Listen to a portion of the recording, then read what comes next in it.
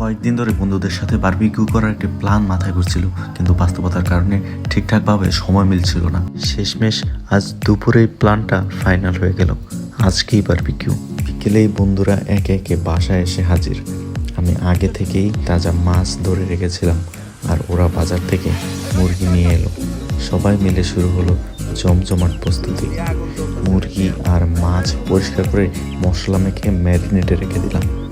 মশলার গন্ধে যেন সন্ধ্যার আমেজটা আরও বাড়তে লাগলো। ম্যারিনেট হওয়ার সময় আমরা ব্যাডমিন্টন খেলতে চলে গেলাম। হাসি, মজা আর প্রতিযোগিতার বৃষ্টি পুরো উঠোনটায় যেন কোলাহল মুখর হয়ে উঠল। একই সময় অন্যদিকে কয়লা জ্বালিয়ে বারবিকিউর গ্রিল গরম করা হচ্ছিল।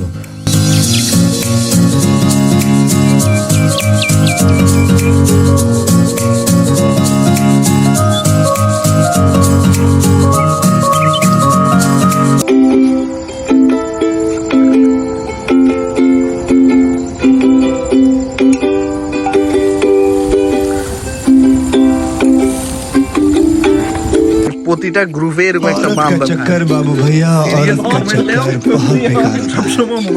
প্রায় 1.5 ঘন্টা পর রুটিও নিয়ে এলাম, কারণ বারবিকিউর সাথে গরম গরম রুটির কম্বিনেশনটাই আলাদা মজা। খাওয়ার মাঝে সবার বাসা থেকে একে একে কল আসতে শুরু করলো। বাসায় কথা বলে আমরা সবাই খাওয়া সম্পন্ন করলাম। রাতে অনেক দেরি পর্যন্ত গল্প, খাবার আর হাসি খুশির মধ্যে সময় কেটে গেল। সবাই ক্লান্ত হয়ে রাতে থেকেই গেল।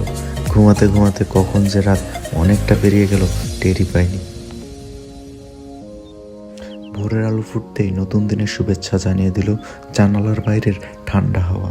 একে একে সবাই ঘুম থেকে উঠল। রাতে বারবিকিউর পর সকালের নীরবতা আর বন্ধুত্বের আবহ ছিল সত্যিই দারুণ। সকালে হালকা নাস্তা সারার পর সবাই প্রস্তুত হলো ফেরার জন্য। বিদায়ের মুহূর্তটা সবসময় একটু মন খারাপ করে দেয়।